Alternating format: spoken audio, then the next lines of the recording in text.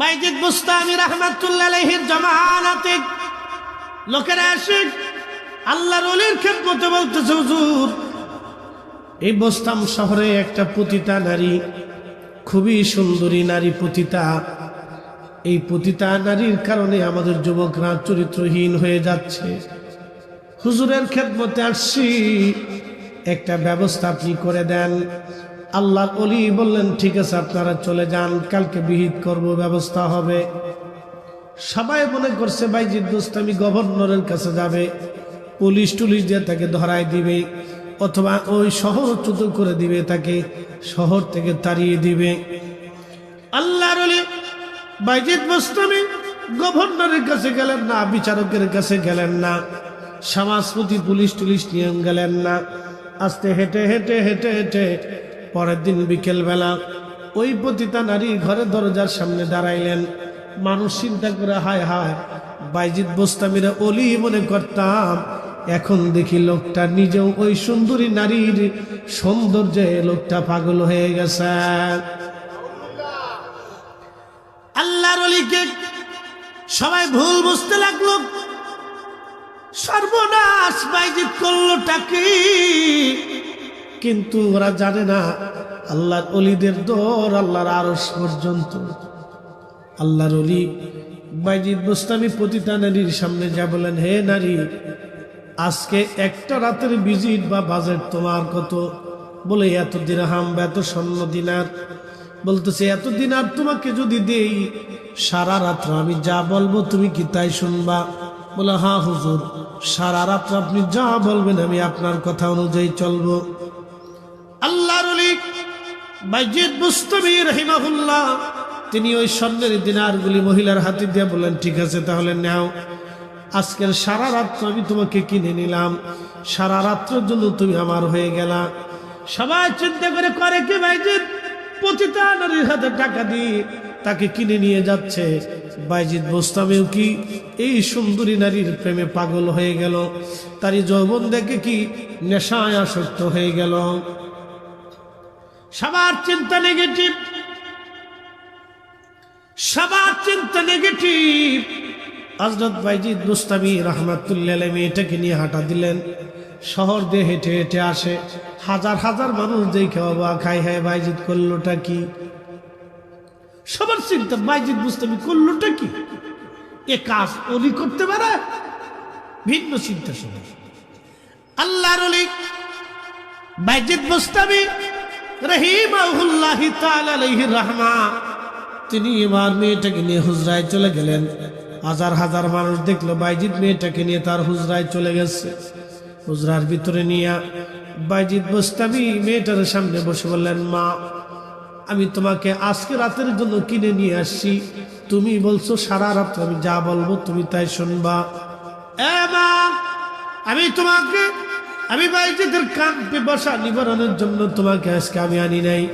মা রে, তুমি আগে গোসলখানায় যাও, গোসল করে আসো, তোমার জন্য আলাদা রুম আমি নির্বাচন করে রাখছি।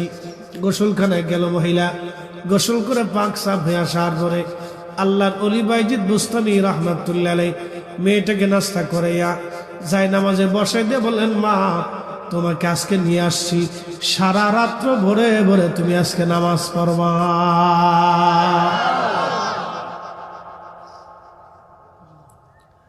মহিলা পার্শ্ববর্তী রুমে নামাজে বাইজিদ বুস্তামি হুজরাতে আসিয়া সেজদার মধ্যে পড়ে আল্লাহকে ডাক দিয়ে বলে, রব, আমি বাইজিদের দায়িত্ব ছিল একটা নিকৃষ্ট পতিতা নারীকে পতিতালয় থেকে নিয়ে এসে আমি যাই নামাজের মুসল্লায় আমি বাইজিদ বুস্তামি তারে বসাই দিছি।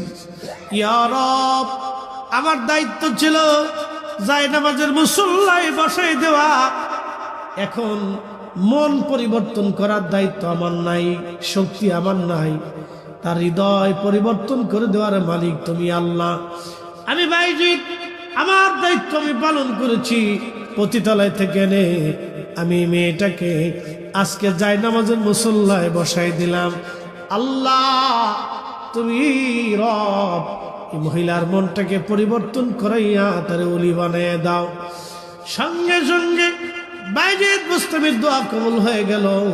মহিলা সেজদার মধ্যে পড়ে অন্তর পরিবর্তন করে বলল, আল্লাহ, জীবনে অনেক জিনা করছি, অনেক পুরুষের চরিত্র হরণ করে ফেলেছি, আল্লাহ আমারে মাফ করে দেন, আমি আর জীবনেও কোনোদিনই জিনা করব না। চিৎকার মেরে জোরে বলেন আল্লাহু আকবার। আরো জোরে বলেন। মিলাদ শরীফের নাম দিয়া, ফাতিহা শরীফের নাম দিয়া, ইসালে সাহাবের নামে, মিলাদুন নবীর মাহফিলের নামে আল্লাহর বান্দাকে জান্নাতের বাগানে ঢুকানোর দায়িত্ব আমাদের, মন পরিবর্তন করার দায়িত্ব আমার আল্লাহ। কথা কোন ঠিক কিনা? তাহলে ঘরে ঘরে মিলাদ চলবে নি? দোয়া দুরূদ চলবে, কোরআন খতম চলবে। হেদায়েতের মালিকানি না, উনি মালিক। আমাদের দায়িত্ব হলো জিকিরের মাহফিল পর্যন্ত বান্দাকে নিয়ে আসা।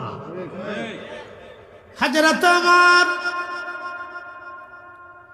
যেই বছর তিনি শহীদ হয়ে যাবেন, হযরত ওমর রাদিয়াল্লাহু আনহু সেই বছর হজ করার জন্য আসছেন। তাওয়াফ করতেছিলেন হযরত ওমর এবং আলী। তাওয়াফরত অবস্থায় হযরত ওমর ডাক দিয়ে বলেন, ও হাজিরা, ইয়ামানের হাজি ব্যতীত সব হাজিরা দয়া করে বসে পড়েন। ইয়ামান দেশের হাজি ব্যতীত সব হাজিরা বসে পড়েন। একজন হাজিও আপনারা তাওয়াফ করবেন না, বসেন। সমস্ত হাজিরা বসে গেল, শুধু ইয়ামানের হাজিরা দাঁড়ানো। হযরত ওমর বললেন, ইয়ামান দেশের হাজিদের মধ্যে যারা কারনি, কোন অঞ্চল অথবা কোন বংশোদ্ভূত, তারা ব্যতীত সবাই বসে পড়েন। সব হাজি বসে পড়ল, একজন ব্যক্তি দাঁড়ায় রয়েছে। হযরত ওমর জিজ্ঞেস করলেন, আপনি কি কারনি? বলে, হ্যাঁ আমি কারনি। আপনাকে জিজ্ঞেস করি, একটা জবাব দিবেন, বলেন আপনি কি ওয়াইস আল কারনি নামক কাউকে চিনেন? লোকটা ডেকে বলল, হ্যাঁ খলিফাতুল মুসলিমিন, আপনি যার নাম বলছেন সে আমাদের সমাজের এক পাগল। ছোট্ট একটি ঝুপড়ি ঘরের মধ্যে সে থাকে। খেজুরের বিচিগুলি টুকায় টুকায় বাজারে বিক্রি করে কোন রকম দিন চলে তার। একটা মাত্র জুব্বা ছিঁড়ে ছিঁড়ে তালি পড়ে গেছে। আমাদের ছাগল উর্দুব্বা গুলি চড়িয়ে 2-1 পয়সা পেয়ে জীবন চলে তার। আমরা তারে পাগল মনে করি, আমাদের সমাজে তার 4 পয়সা মূল্য নাই, সে পাগল।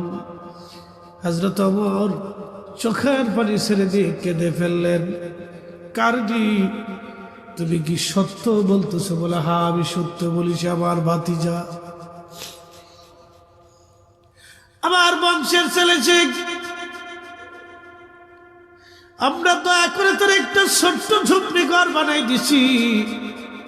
ওই ঝুপড়ি ঘরের মধ্যে সে দিনহীন মতো থাকে। আমাদের কারণে ইয়ামানে সমাজে, রাষ্ট্রে তার কোনো মূল্য নাই, একেবারে দিনহীন। তার মতো দরিদ্র এবং পাগল আমাদের এলাকার কেউ নাই।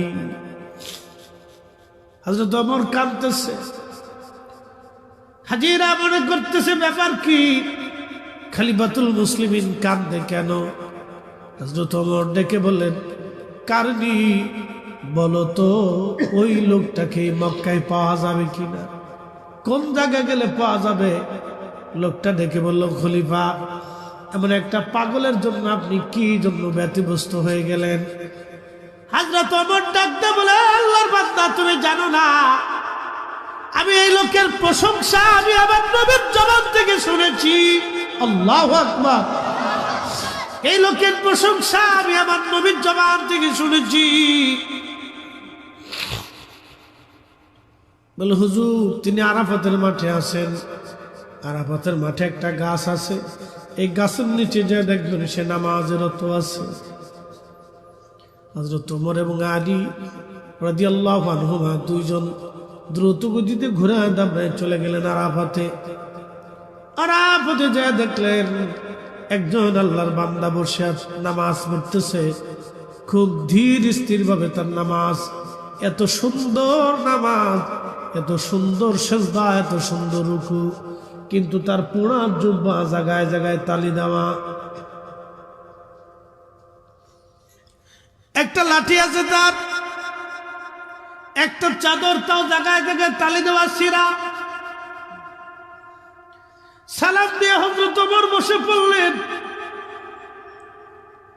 বসে পড়ার পরে নামাজ শেষ করার পরে তিনি সালামের জবাব দিলেন।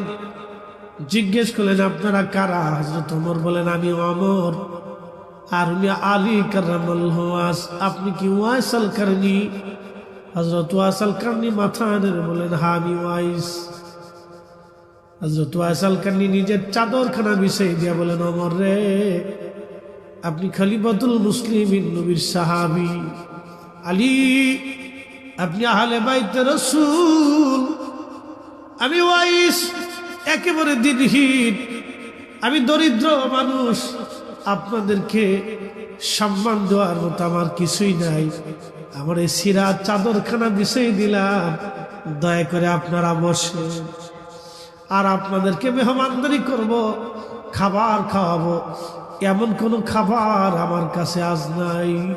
আল্লাহু আকবার, আল্লাহু আকবার। চিন্তা করেন তো।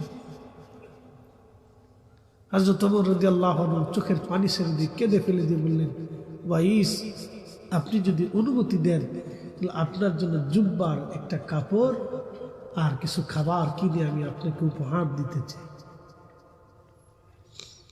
ওয়াইস আল কারনি বললেন, খলিফাতুল মুসলিমিন, আমার যে জুব্বাটা আছে কত বছর ধরে চলতেছে, মৃত্যুর আগ পর্যন্ত এটাই যথেষ্ট হবে। আসতে হয়ে গেল না? জোরে বলবেন না। আর খাবার, ওটা আপনাকে চিন্তা করতে হবে না। যে মালিক আমার জন্য হায়াত বরাদ্দ করেছেন, তিনি আমার জন্য রিজিকের বরাদ্দ করবেন। একই চিন্তা করতে পারছেন? আল্লাহু আকবার। তাওয়াক্কুল, তাকওয়া কি ছিল তাদের? তিনার মতো মহিষী মহানুভব ব্যক্তি মায়ের সেবা করেছেন, অন্ধ মার খাবার খাওয়াই দিয়েছেন, রান্না করে দিয়েছেন, গোসল করে দিয়েছেন। এই মায়ের সেবা করার জন্য আল্লাহ তার এই সম্মান মর্যাদা তাকে দান করেছেন, এই ইজ্জত আল্লাহ তাকে দান করেছেন। মার খেদমতের জন্য রাসূল করিমের দপ্তরে আসার একটু সুযোগ তার হলো না। কত রজনী মা আপনার জন্য ছটফট করলো, কিন্তু আজকে মা কবর দেশে চলে গেল, পারেন নাই মার কবরের পাশে দাঁড়াইতে। নবীজি বললেন কি, উম্মত, তোমরা তোমাদের বাবা মা যদি মারা যায় তোমাদের হক শেষ হয় না। তোমরা এত পরিমাণে দোয়া করো, অত্যধিক পরিমাণে বাবা মার জন্য দোয়া করো। আল্লাহর কোরআন শিখিয়ে দিলেন, রাব্বির রাহমহুমা কামা রাব্বায়ানি সাগীরা। আবার বলেন, রাব্বির রাহমহুমা কামা রাব্বায়ানি সাগীরা। বিশ্ববিখ্যাত আল্লাহর ওলি, তার নাম হযরত ইমাম মালিক ইবনে দিনার রাহমাতুল্লাহ আলাইহি। অনেক বড় দরজার আল্লাহর ওলি ছিলেন। হজ করার জন্য মক্কায় আসলেন। হজ শেষ করি আল্লাহর দরবারে হাত বাড়ায় বললেন, রব, হজ তো আদায় করলাম, কিন্তু কবুল হয়েছে কিনা তো জানি না। আল্লাহ, তুমি দয়া করে বলে দাও কার হজ হলো, কার হজ হলো না, আপনি বলে দেন। ঘুমায় মালিক ইবনে দিনার। রাত্রিবেলা স্বপ্ন দেখে আমার মালিক, আমার আল্লাহ ডাক দেয়, বলতেছে, মালিক রে, আমি সবার হজ কবুল করছি, সবার জীবনের গুনাহ আমি আল্লাহ মাফ করছি, কিন্তু একজনের গুনাহ আমি আল্লাহ মাফ করি নাই, একজনের হজ আমি আল্লাহ কবুল করি নাই। গজারিয়াবাসী, সময় তো অভাব আপনার, অনেকের চিন্তার সময় আমার হাতে নাই। আহা, জিন্দিগি, কবর যখন চলে আসবে, মৃত্যু, এই সময় আর সময়ের কোনো দাম হবে না। আমার দেশে কোটি কোটি টাকার মালিক যারা, বাবা মার কবরের পাশে দাঁড়ানোর টাইম তারা পায় না। দেখেন নাই, সময় নেই, টাইম নেই, মনেও নেই, ভুলেও গেছে, দোয়াও নেই।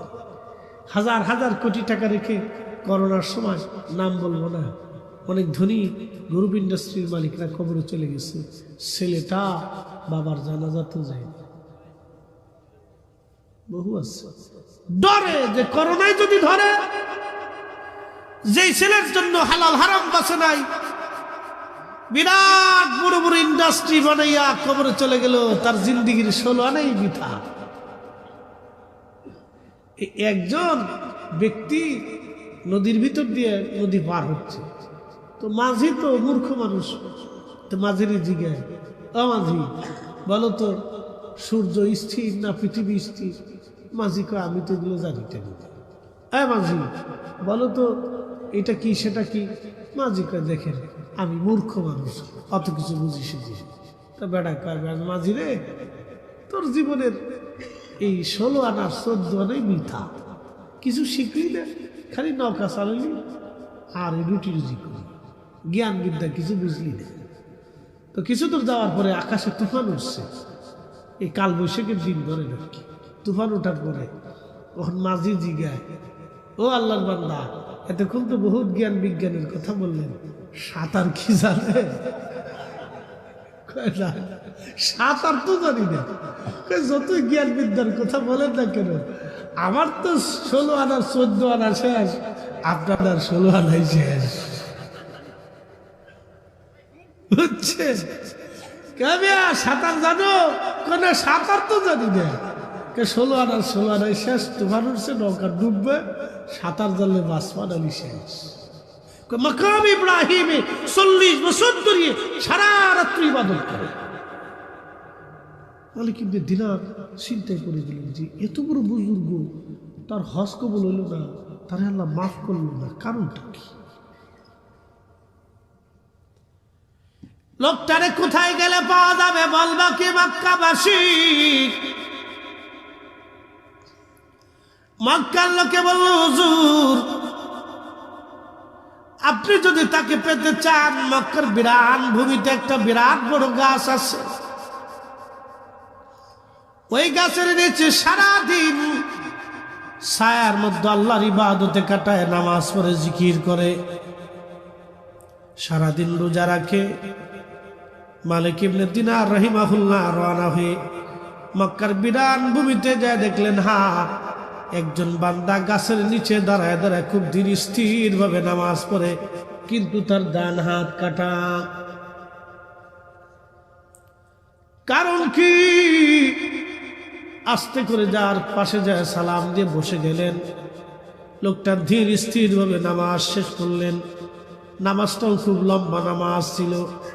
নামাজ শেষ করার পরে তিনি সালামের জবাব দিয়ে বলেন, আল্লাহর বান্দা কি পরিচয়? এই বিরান ভূমিতে আমি একাকিত্ব জীবনে এই বান্দার কাছে আপনার কি প্রয়োজন? বলতেছে, আপনার নাম কি? মুহাম্মদ ইবনে হারুন সামরকন্দি। বলে, হ্যাঁ। আপনার পরিচয় কি? বলে, আমার নাম মালিক ইবনে দিনার আল ইরাকি আল বসরি।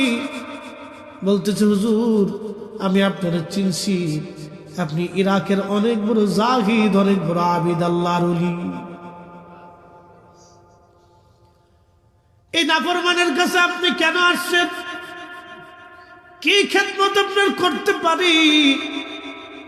তখন মালিক ইবনে দিনার ডাক দিয়ে বলেন, আল্লাহর বান্দা তোমাকে একটা দুঃখের সংবাদ দেওয়ার জন্য আমি আসছি। বলেন, হুজুর কি দুঃখের সংবাদ?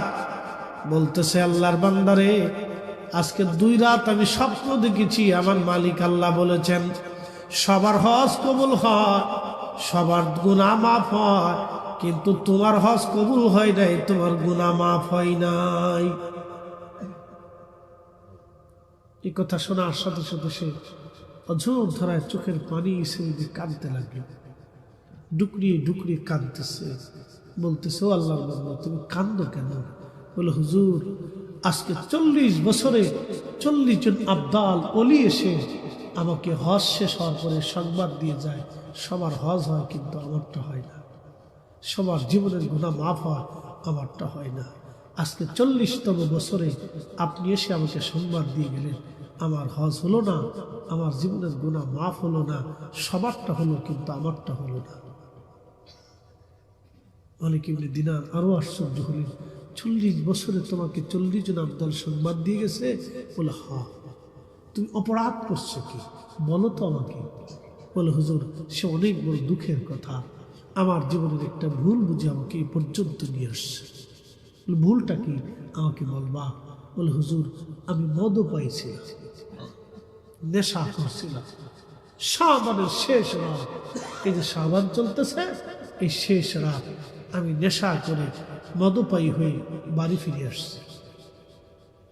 ও যারা মদপান করে কুত্তার গোড় পায়খানা যেমন নিকৃষ্ট, নেশার বস্তু এরকম নিকৃষ্ট। মদ, জুয়া, ও কি বলে আপনার বাবা, ইয়াবা যেটা আছে, গাঁজা, হিরোইন, আফিফ, এগুলি কুত্তার পায়খানা যেমন নিকৃষ্ট, ওই মদের এই নেশার বস্তুগুলি এরকম নিকৃষ্ট। কথা কন ঠিক কিনা? কুত্তার পায়খানার চেয়ে নিকৃষ্ট। কুত্তা বিষ্ঠা যেমন নিকৃষ্ট, ওই রকম নেশার বস্তুগুলি নিকৃষ্ট। ওটা শরীরে ঢোকার পরে শরীর অপবিত্র হয়ে যায়, ওটা শরীর নাপাক হয়ে যায়, ওর শরীরে কিছু থাকে না।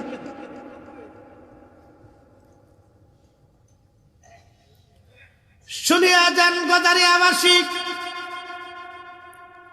লোকটা কেঁদে দেব, হুজুর শাবানের শেষ রাত মদপায়ী হয়ে নেশা করে করে আমি বাড়িতে আসার পরে আমার মা উনুনের পাশে চুলা রান্না বান্না করতেছিল। আমি নেশা হয়ে যখন বাড়ি ফিরছি মা আমার হাতটা ধরলেন, ধরে বললেন বেটারে আজকে শাবানের শেষ রাত, কত ছেলে মেয়েরা রোজার জন্য প্রস্তুতি নেয়, তুই কিনা আবার একটা সন্তান মদপায়ী হয়ে নেশা করে বাড়ি আসছিস, কত ছেলেরা মরে যায়, তুই কি মরতে পারিস না? আমার স্ত্রী আমাকে ধাক্কাইয়া ঘরের মধ্যে নিয়ে ঘরের দরজার বাহির থেকে খিল মেরে দিল। সারা রাত্র আমি নেশার ঘরের মধ্যে কেটে ফজরের সময় সকালবেলা ঘুম যখন উঠলাম আর নেশার ঘোর কেটে গেল। আমি আমার স্ত্রীকে ডাক দিলাম, বিবিরে কোথায়? কর্কর ভাষে আমার স্ত্রী বলল, তোমার মতো নাফরমানের সঙ্গে আমি আর কোনোদিন সংসার করব না, এত বড় নাফরমানের সঙ্গে থাকা যাবে না। আমার লাভ কি হয়েছে বিবি বল? স্ত্রী বলল, স্বামী গত রাত্রিবেলা নেশাগ্রস্ত অবস্থায় তুমি তোমার মাকে আগুনের মধ্যে পুড়িয়ে হত্যা করে ফেলছো। হুজুর ঘরের দরজা ভেঙ্গে বের হইয়া আমি উনুনের পাশে দেখি মা নাই, ওরা শরীর মার আগুনে কালা হয়ে গেছে পুড়ে পুড়ে। মা দুনিয়াতে রই, করলাম কি? জীবনের কত বড় ভুল আমি করছি, এই ভুল সমাধান আমি কি করে করব? হুজুর আমি আমার মারে দাফন করলাম, স্ত্রী থেকে জুদা হলাম, তালাক নিলাম। তৎকালীন সময় আমার ৮,০০০ স্বর্ণ মুদ্রা ছিল, এই ৮,০০০ স্বর্ণ মুদ্রা আমি আল্লাহ রাস্তায় দান করে দিলাম, যদি আল্লাহ আমাকে মাফ করে দেয়। সেই সময় ৮,০০০ স্বর্ণ মুদ্রা বর্তমান সময়ে কয়েকশো কোটি টাকা হবে। 12 জন দাসীবাদী ছিল আমার, সব আজাদ করে দিলাম। যত জমি জমা ছিল সব আমি আল্লাহ রাস্তায় দান করে দিলাম, যদি আল্লাহ মাফ করে। হুজুর যে হাত দিয়ে মাইরে মারছিলাম, এই যে দেখেন আমার হাতটা কাটা, আমি আমার বাম হাত দিয়ে কুড়াল দিয়ে কুবাইয়া আমি আমার সেই হাতটাকে কেটে ফেলে শরীর থেকে বিচ্ছিন্ন করে ফেললাম, যদি আল্লাহ আমারে মাফ করে দেয়। তারপরও আমার মনের আশা হয় নাই। সুদূর সমরকন্দ থেকে আমি মক্কায় চলে আসছি, 40 বছর ধরে দিনহীন ক্ষুধা বরণ করে মাকাম ইব্রাহিমে নামাজ পড়ি, আল্লাহর কাছে কান্দি, সারাদিন এই বিরাট ভূমিতে গাছের নিচে ইবাদত করি নিরিবিলি। 40টি বছর ধরে খোদার ঘর ধরে ধরে কান্দি। সবার ক্ষমা হয়, আমার ক্ষমা হয় না। সবার হজ হয়, আমার হজ হয় না। আল্লাহর বান্দা সামারকন্দি কেঁদে কেঁদে বলে, হুজুর 40 বছর ধরে ক্ষমা চাই, মালিক আমারে মাফ করে না, আমি কি করব এখন বলেন। মালিক ইবনে দিনার মুখের মধ্যে হাত দিয়ে চোখের পানি ছেড়ে ছেড়ে কাঁদে, দাড়ি মোবারক ভিজে যার বলে, আল্লাহর বান্দা করছো কি? পৃথিবীতে আগুন লাগাইয়া এই আগুন থেকে তুমি পালাইতেছো, এত বড় সর্বনাশ তুমি তোমার নিজের করছো। কে তোমাকে মাফ করবে বলো? কে তোমারে ক্ষমা করে আনবে বলো? করছিস কি? তোকে আল্লাহ কি করে ক্ষমা করবে? এত বড় নাফরমান। ঠিক তখন ইমাম আবুল ফারাজ ইবনুল জৌজি লিখতেছে, আল্লাহর বান্দা আল্লাহর দরবারে দুহাত পেতে তুললেন, খুব বিনয়ে আর কাকুতি বিনতির সাথে আল্লাহর দরবারে কেঁদে কেঁদে বললেন, হে বিপদ অপসরণকারী, যেভাবে কিতাবে সেই বলতেছি বাংলাটা, হে তওবা কবুলকারী রব, তোমার প্রশংসা করার মতো যোগ্যতা আমার নাই, তোমার প্রশংসা তুমি নিজেই করেছো আল্লাহ। হে মালিক, হে আল্লাহ, এ বান্দা একটা ভুলের জন্য 40 বছর ধরে ক্ষমা চাচ্ছি মালিক। আমি এমনিতে হাত বাড়াই নাই, 40 বছরের অনেক ইবাদত নিয়ে তোমার দরবারে ক্ষমা চাইতেছি আল্লাহ। তুমি যদি তোমার দরজা থেকে আমাকে শূন্য ফিরে দাও, তোমার এই বান্দা কোথায় যাবে? তুমি তো কোরআনে ঘোষণা দিয়েছ, তুমি বান্দাকে যত অপরাধী হোক ক্ষমা করে দিবা আল্লাহ। আমি তো ক্ষমার আশায় তোমার দিক চাই রয়েছি। খুব বিনয়ে বিনয়ে আল্লাহর সাথে যখন কথা বলতেছিলাম, কাঁদতেছিলেন, মালিক ইবনে দিনার চলে গেলেন। সে দীর্ঘ সময় আল্লাহর দরবারে হাত তুলে কাঁদতে লাগলেন, আল্লাহ আমার ভুল হয়ে গেছে। তো মালিক ইবনে দিনার রাহমাতুল্লাহ আলাইহি স্বপ্নে নবীজি বললেন, তুমি যাও আল্লাহর বান্দাকে ক্ষমার ঘোষণা দিয়ে আসো, আল্লাহ তারে মাফ করে দিছে। কিন্তু কিয়ামতের মাঠ কায়েম হবে, মা হবে বাদী, আসামি হবে মালিক মুহাম্মদ ইবনে হারুন সমরকন্দি। সেদিন আল্লাহ ফয়সালা করবে, শিংওয়ালা প্রাণী, শিং ছাড়া প্রাণী, প্রত্যেকটা প্রাণীরও আল্লাহ সেদিন বিচার করবে। আল্লাহ নবীজি স্বপ্নে সে মালিক ইবনে দিনারকে বললেন, মালিক ইবনে দিনার কিন্তু তাকে আল্লাহ মাফ করে দিয়েছেন, মুহাম্মদ ইবনে হারুনের ক্ষমা হয়েছে, কিন্তু কিয়ামতের ময়দানে বিচার ফয়সালা যখন আল্লাহ বসবে, ফয়সালা যখন আসবে, আল্লাহর আদালত বসবে, মহা সুপ্রিম কোর্টে বিচারপতি আমার আল্লাহ, বিচারপতি আমার আল্লাহ, আসামি মুহাম্মদ ইবনে হারুন সমরকন্দি আর বাদী তার মা। নবীজি বললেন, শোনো মালিক ইবনে দিনার, সেই দিন সমস্ত প্রাণী কুলদের বিচারও আল্লাহ করবেন। মুহাম্মদ ইবনে হারুন সমরকন্দির বিরুদ্ধে আমার আল্লাহ পাক রায় দিবেন তার মায়ের পক্ষে, যেহেতু সে তার মাকে আগুনের মধ্যে পুড়িয়ে মারছিল। আল্লাহ যদিও তারা ক্ষমা করছেন, কিন্তু কিয়ামতের ময়দানে আমার আল্লাহ ক্ষমা করবে না। সেই দিন আল্লাহ ফয়সালা দিবেন। দুনিয়ার 3 দিনের সময় 72 ঘন্টা থেকে জাহান্নামের আগুনে আমার মালিক আমার আল্লাহ থেকে শাস্তি দিতে থাকবেন।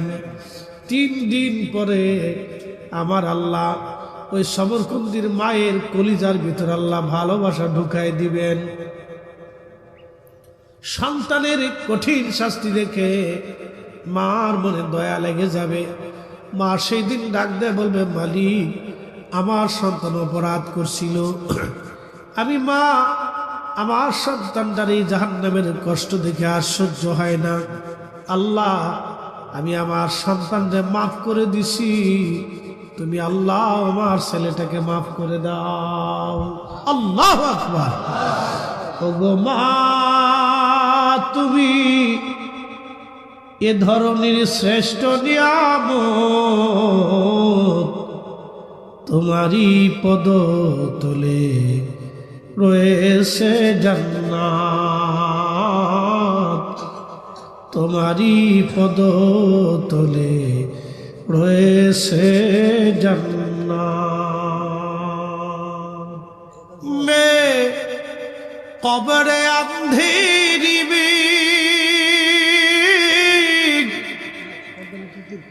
ঘাবড়াউগা যাব তনহা। এর অর্থ হচ্ছে, হে নবী, আমি কবরের ভিতরে ঘাবড়াই যাব, পেরেশান হয়ে যাব, দোদুল্যমান হব, কঠিন পরিস্থিতির মধ্যে পড়ে যাবে। মে কবরে আন্ধেরি ঘাবড়াউগা জব তনহা। ইমদাদ মেরি করনে আজানা রসুল আল্লাহ। আপনি আমাকে সেদিন মদদ দিয়ে আপনি আমার কাছে আইসেন, আপনি আমাকে সেই দিন কঠিন মুহূর্তে সাহায্য করেন হে রাসূল। এ শব্দ গম্বদ আলে, হে সবুজ গম্বুজওয়ালা নবী, মঞ্জুর দোয়া করো না। আপনি আমার আরজি, এই কাকুতি মিনতি আপনি কবুল করে নেন হে নবী। একসাথে বলবেন ইয়া রাসূলুল্লাহ। এ শব্দ গম্বদ ওয়ালি মঞ্জুর দোয়া করনা, जब वक्त नजर आए आका दीदार अता करना, दीदार अता करना। मैं कब्र अंधेरी में घबराऊंगा जब तन्हा, इमदाद मेरी करने आजाना रसूल अल्लाह, इमदाद मेरी करने आजाना रसूल अल्लाह। रोशन मेरी तुरबत को लिल्लाह जरा करना, जब वक्त नजर आए आका दीदार आता करना, दीदार आता करना। পৃথিবীর এমন কোন মানুষ নাই যে মানুষটা ওই কবরের বাসিন্দা না হয়েছে। আগামী দিন এমন কোন মানুষ নাই রে ওই কবরের বাসিন্দা না হবে। একদিন মাটির ভিতরে হবে ঘরে মন আমার, কেন বান্ধ দালান ঘর মন আমার, কেন বান্ধ দালান ঘর।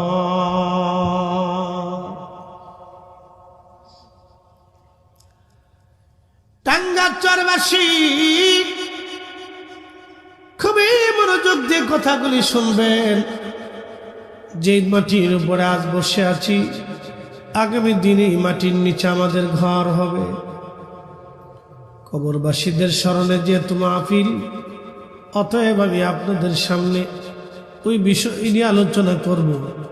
আল্লাহর কোরআন বলল, কাইফা তাকফুরুনা বিল্লাহি وكنتم أمواتا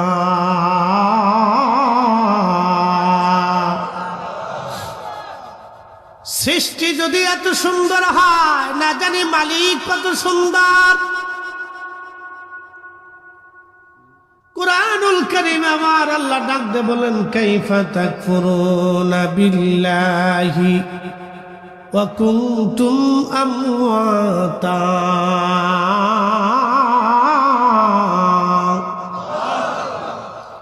কি করে আল্লাহকে তোমরা অস্বীকার করো, কি করে মালিকরে অস্বীকার করো, অথচ তোমরা মৃত ছিলে।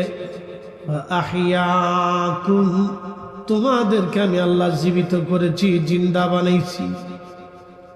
অস্তিত্বহীন ছিলে তুমি, কিছুই তুমি ছিলে না, তোমার অস্তিত্ব ছিল একটু শুকরানুর ভিতরে।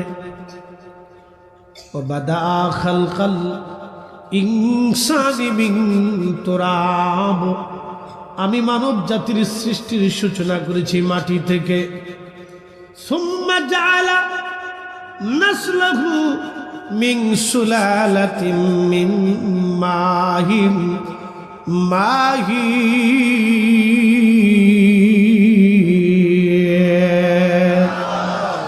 চার রঙের মশলা দিয়া যে কইরাছে তোর গঠন, চার রঙের মশলা দিয়া। আগুন পানি মাটি বাতাস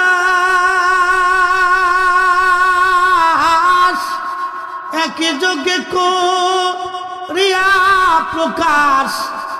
ওরে আগুন পানি মাটি বাতাস একে যোগে করিয়া প্রকাশ। ওরে দেখলি না তুই কইরা তালাশ, ওরে দেখলি না তুই কইরা তালাশ। কোন জাগাসি মহাজন, চার রঙের মশলা দিয়া যে কইরাছে তোর গঠন, চার রঙের মশলা দিয়া।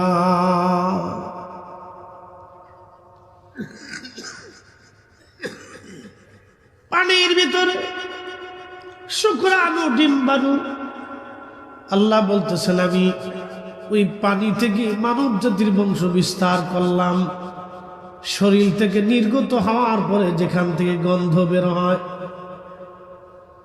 পচা গন্ধ আসে। ও নবীর উম্মত, কথাগুলি শুনে যাবেন। আল্লাহ পাক এই জন্য গোসলটাকে ফরজ করে দিয়েছেন।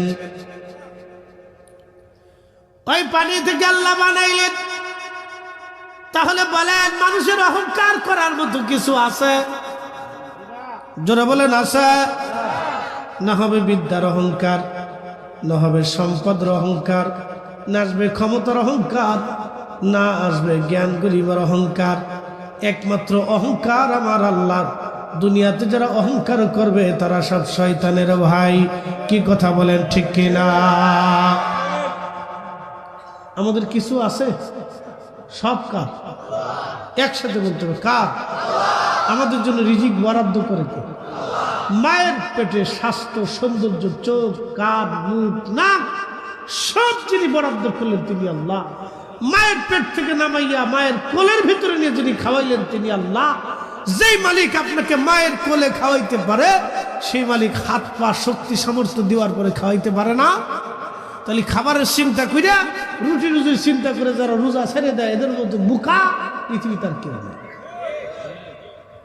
অনেকের চিন্তা মাহে রমজান আসতেছে, আমি যদি কাজ করি আমার ছেলে ফোলার বাজার কি করবে? ছেলে ফোলার চিন্তা তো আপনার না। যে সন্তানটা দুনিয়াতে আসছে তার রিজিক আমার আল্লাহ বরাদ্দ করে রাখছে। কি কথা বলেন, ঠিক কিনা? কজারিয়াবাসী খুবই মনোযোগ দিয়ে কথাগুলি শুনে যাবেন। আল্লাহ বললেন, তোমরা মৃত ছিলে, অস্তিত্বহীন ছিলে, আমি আল্লাহ অস্তিত্ব দিলাম। আহইয়াকুম, তোমাদেরকে আমি আল্লাহ পাক জিন্দা করলাম, সুম্মা ইউমিতুকুম, এরপরে আমি আল্লাহ আবার তোমাকে মৃত্যু দেব। এই জন্য কোরআন বলছে মিনহা খালাকনাকুম ওয়া ফিহা নুঈদুকুম ওয়া মিনহা নুখরিজুকুম তারাতান উখরা।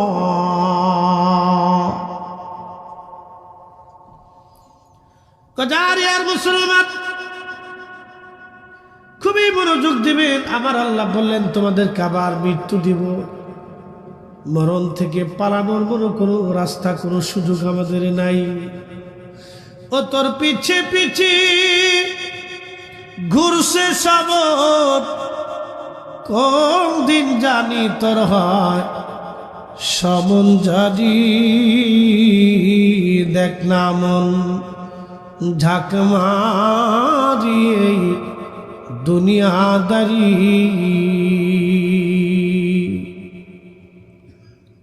গজারিয়ার মুসলমান খুব মনোযোগ দিয়ে শুনে যাবেন।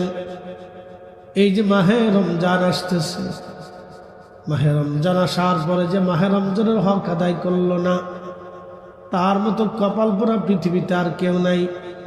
একটা হাদিসের তিনটা রূপ, তিনটা ব্যাখ্যা আপনাদের সামনে উপস্থাপন করব।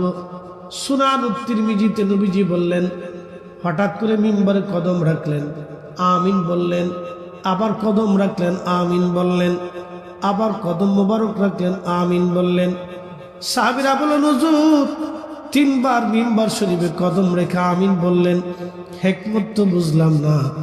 আল্লাহর নবী বলেন, সাহাবীরা রে, প্রথম মিম্বারে কদম রাখছি, আমিন বলার সঙ্গে বললাম এই জন্য, জিব্রাইল আমিন আমাকে এসে বলল, হুজুর আপনি নবীজির নাম মোবারক শুনলো কিন্তু দুরূদ শরীফ পড়ল না। আপনি নবীর নাম মোবারক শুনল কিন্তু দুরূদ শরীফ পড়ল না। আপনি নবীর নাম মোবারক পড়ল কিন্তু দুরূদ তেলাওয়াত করল না। তার আখিরাত বরবাদ হয়ে যাক, এই লোকটা ধ্বংস হয়ে যাক। গজারিয়ার মুসলমান খুবই মনোযোগ দিয়ে শুনিয়া যান। কোরআন বলতেছে, ফামাইয়া আমাল মিসকালা যাররাতিন খায়রান ইয়ারা, অনুপরিমাণ নেক কাজ যদি তুমি করো, আমার মালিক আমার আল্লাহ তোমার প্রতিদান দিয়ে দিবে। একবার জোরে বলা যাবে কি সুবহানাল্লাহ? বলেন, আল্লাহর ফয়সালা চেঞ্জ হবে? তাহলে কোরআন শরীফ তেলাওয়াত করলে 10 নেকি 1 হবে, আমাদের ফয়সালা না আল্লাহর ফয়সালা? তাহলে মিলাদ শরীফে কোরআন শরীফ তেলাওয়াত করলে নেকি আছে না নাই? আল্লাহর কোরআন অনুযায়ী নেকি আছে না নাই? নবীর হাদিস অনুযায়ী নেকি আছে না নাই? তাহলে নেক না বেদাত, ইবাদত না বেদাত? কথা কন না, ইবাদত না বেদাত? ইবাদত। নবীজির দুরূদ শরীফ একবার পড়লে 10টা নেকি হয়, 10টা গুনাহ মাফ হয়। 10 বার আল্লাহ পাক বান্দার উপর রহমত নাজিল করে। তাহলে ইবাদত না বেদাত? ইবাদত। এরপরে কিছু সময় লা ইলাহা ইল্লাল্লাহ জিকির হয়, আল্লাহ আল্লাহ জিকির হয়। আবার অনেক মিলাদ শুরু করার আগে কোরআন শরীফ খতম হয়, এরপরে কালেমা শরীফ খতম হয়, লা ইলাহা ইল্লাল্লাহ, লা ইলাহা ইল্লাল্লাহ, লা ইলাহা ইল্লাল্লাহ। কেউ 1.25 লক্ষ বার পরে, কেউ 4 লক্ষ বার পরে, কেউ 5 লক্ষ বার পরে। আচ্ছা, প্রত্যেক জিকিরে নেকি আছে না নাই? তাহলে বেদাত না ইবাদত? বেদাত না ইবাদত? এরপরে মিলাদ শরীফ শেষে দোয়া আছে না নাই? দোয়া, এটা আল্লাহ পাকের জিকির। দোয়া কার জিকির? আল্লাহর জিকির। তাহলে আল্লাহর জিকির যেখানে, সেখানে ইবাদত না বেদাত? জোরে বলেন, ইবাদত না বেদাত? ইবাদত। আচ্ছা, দোয়া পরে তাবারক, একটু সিন্নি মিষ্টি তাবারকের ব্যবস্থা আছে না নাই? আচ্ছা, যিনি তাবারক খাওয়াইলেন বা আপনাকে মেহমানদারি করলেন, মেহমানদারির ভিতরে নেকি আছে না নাই? নবীজিকে জিজ্ঞেস করলেন, ইয়া রাসূলুল্লাহ আইয়ুল ইসলামি খায়রুন, ইসলামের মধ্যে উত্তম কাজ কি? নবী বললেন, তুতঈমুত তুআম, মানুষকে খাদ্য খাওয়াও, মেহমানদারি করো। তাহলে রাসূলের কথা অনুযায়ী মেহমানদারিতে নেকি আছে না নাই? বেদাত না ইবাদত? তাহলে যারা সারা বছর পরে বেদাত বেদাত বেদাত বেদাত করে চিল্লাইতেছে, মনে হচ্ছে তার চোখে সমস্যা আছে। ও বেদাতের চশমা পড়ছে, এই জন্য দুনিয়া যেই দিকে দেখে সেই দিকে খালি বেদাত চোখে দেখে, এটার ইবাদত চোখে পড়তেছে না। আমরা এই সমস্ত সাতার ফতোয়া মানার টাইম আমাদের না। হাত উঁচা করে বলেন ঠিক কিনা? তাহলে বলেন ঘরে ঘরে মিলাদ চলবে, দোয়া চলবে, ফাতিহা চলবে, ইসালে সব চলবে, কোরআন খতম চলবে। এইগুলি অপসংস্কৃতি বেহায়াপনা দূর করতে হলে আমাদের ঘরে ঘরে নবীর মিলাদ, দুরূদ, সালাম, কোরআন খতম, দোয়া, দুরূদ, জিকির আজকার চালু করতে হবে। কথা বলো ঠিক কিনা? আল্লাহু আকবার, ইয়া রাসূলুল্লাহ, জিন্দাবাদ জিন্দাবাদ, আমরা সেখানে চলবে চলবে। আল্লাহু আকবার ওয়ালিল্লাহিল হামদু, বিসমিল্লাহির রাহমানির রাহিম।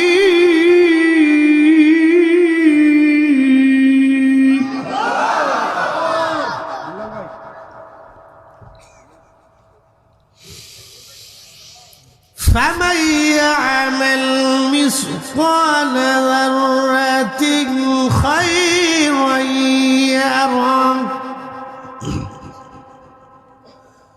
ومن يعمل مثقال ذرة شرا يره। প্রিয় মুসলমান, গজারিয়াবাসী, আমার কথার ভিতরে যদি গুরুত্ব না থাকে এবং যুক্তিপূর্ণতা না থাকে, আপনি বলবেন ফরিদ হুজুর কথা যুক্তিপূর্ণ হয় নাই, আমি এই কথা ছেড়ে দিব। যেহেতু অপসংস্কৃতি ওরা মোবাইলে মোবাইলে হাতে হাতে আমাদেরকে পৌঁছায় দিছে, আমাদের যুবকগুলি নষ্ট হয়ে যায়, মেয়েরা চরিত্রহীন হয়ে যাচ্ছে, যুবকরা চরিত্রহীন হয়ে যাচ্ছে, কুপথে অপথে তারা ধাবিত হচ্ছে। এই ক্ষেত্রে আমাদের দায়িত্ব কি? ঘরে ঘরে নবীর দুরুদ সালাম, মিলাদ, কিয়াম, জিকির, আজকার, দোয়া, দুরুদ চালু করে দেওয়া, কোরআন খতম চালু করে দেওয়া। কি কথা বলেন ঠিক কিনা? বলে ফরিদ হুজুর কারণ কি? কি জন্য বুঝাইতেছি? ওই যে দোহাই দিলে হবে না, সারা রাত আর শুনছো, ফজর নামাজ পড়ো নাই, লাভ হইল কি? এই কথা বলা যাবে না, কারণ কোরআন এটা শিখাই নাই। কোরআন বলছে তুমি ফজর পড়ো নাই, কবিরা গুনাহ হবে, কিন্তু সারা রাত্র ওয়াজ যদি শোনো, সারা রাত্র ওয়াজ শোনার নেকি তোমার আমল নামায় হবে। কোরআন এটা শিখেছি, ফামাইয়া আমাল মিসকালা যাররাতিন খায়রান ইয়ারা। নেকের কাজ সামান্য হলেও প্রতিদান পাবা, গুনাহের কাজ সামান্য হলেও প্রতিদান পাবা। গুনার কাজ অল্প হলেও প্রতিদান পাবা, নেকের কাজ অল্প হলেও প্রতিদান পাবা। তো আমাদের স্লোগান হইতে হবে এরকম, গুনাহের কাজ যত ছোট হোক করব না, নেকের কাজ যত ছোট হোক ছাড়বো না। নেকের কাজ যত ছোট হোক ছাড়বো না, গুনাহের কাজ যত ছোট হোক করব না। নেকের কাজ যত ছোট হোক ছাড়বো না, গুনাহের কাজ যত ছোট হোক করব না। আমরা মিলাদ মাহফিল ছাড়বো না, দোয়া দুরুদ ছাড়বো না, কোরআন তেলাওয়াত ছাড়বো না। কথা কোন না ঠিক? গজারিয়াবাসী, আপনাকে মুসলমানদেরকে দুয়ার ভিতরে জিকিরে, কোরআন তেলাওয়াতে আনাইতে হবে। হেদায়েতের মালিক আমরা। কে? মন পরিবর্তন করে কে? একটা ছেলে নামাজ রোজা কিছু করে না, বেহাইয়া, বেপরদা, দুষ্ট, বদচরিত্র, নেশা করে। তো বাবা বাড়িতে মিলাদের ইন্তজাম করছে, মুরব্বীরা আসছে, ওলামায়ে কেরাম আসছে, তলবে লেমরা আসছে, এলাকার মানুষ মুসল্লিরা সবাই এসে বসছে। তো ছেলেটা চিন্তা করলো যে আব্বা বাড়িতে মিলাদ জিকিরের ইন্তজাম করছে, আমি যদি না থাকি তো মানুষ কি করবে না। কিন্তু সে মিলাদে বসছে, বৈশা তো ইমাম সাহেব এমন একটা দোয়া শুরু করছে, দোয়ার ফুয়জুতে ছেলেটা চোখ দিয়ে পানি চলে এসে সে চিন্তা করতেছে, আরে জীবনে অনেক অপরাধ করছি, আর এটা করতে হবে না। পরিবর্তন হইতে পারে না? হয়েছে না? হয় না? হবে না? হবে। পরিবর্তন না হলে তো মসজিদ বন্ধ হয়ে যাইত। কে বলছে মাহফিলে পরিবর্তন হয় না? অনেকে কয় মাহফিল দিয়ে হবে কি, হেদায়েত হয় না। কেডাই কইছে হেদায়েত হয় না? মাহফিল বন্ধ করে দেন, 2 বছর পরে আপনার মেয়ে ল্যাংটে চলবে। একসাথে জবান খুলে আল্লাহ আল্লাহ,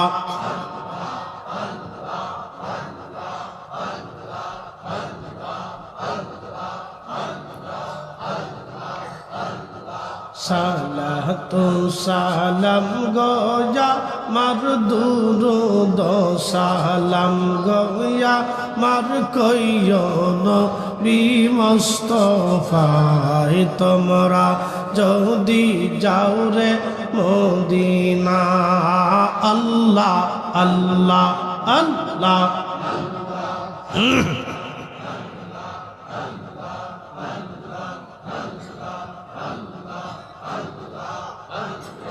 ওই মদিনা শরীফের মাঝি নূরের একটি খাম্বায়া সে গো, সেই খাম্বাতে হেলান দিয়া, সেই খাম্বাতে হেলান দিয়া খুতবা পড়তেন মুস্তাফা। তোমরা যদি যাও রে মদিনা। আল্লাহ আল্লাহ আল্লাহ,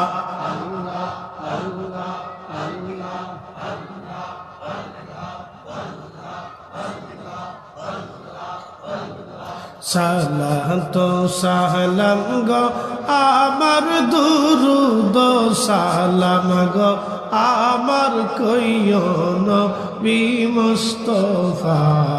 তোমরা যদি যাও রে মদিনা। আল্লাহ আল্লাহ,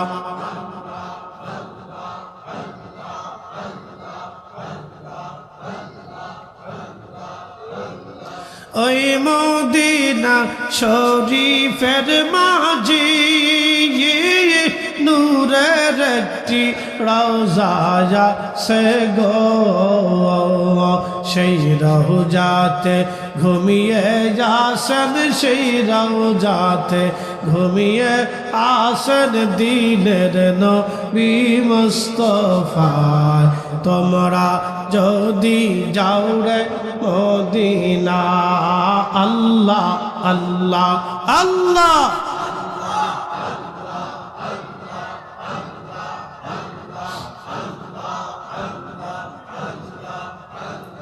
সালাতু সালাম গো আমার দুরুদ সালাম গো আমার কইও নবী মুস্তাফা। তোমরা যদি যাও রে মদিনা। আল্লাহ আল্লাহ,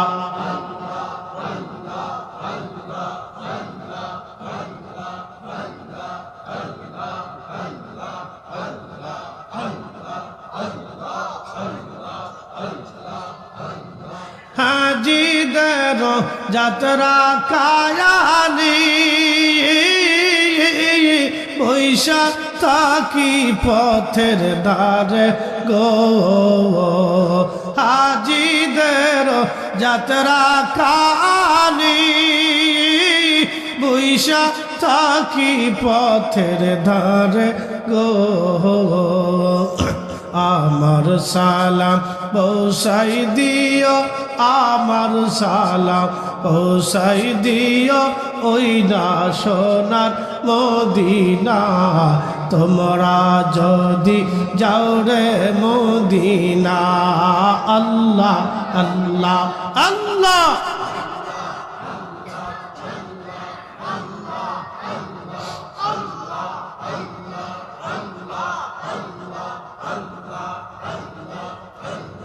সালাতু সালাম গো আমার দুরুদ সালাম গো আমার কইও নবী মুস্তাফা। তোমরা যদি যাও রে মদিনা। আল্লাহ আল্লাহ আল্লাহ,